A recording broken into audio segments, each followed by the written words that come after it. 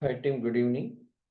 This requirement we got recently from one of the student. How to make read access mode to the users for Fusion setups. Oracle provided the navigation. Let me go to setup maintenance. Go to global search. Use the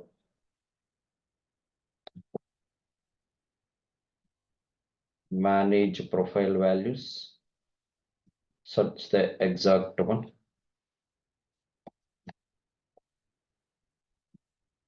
Search. Go here. User. Select the HSRIA. Add the read access. You want to give the enable read access, you want to disable.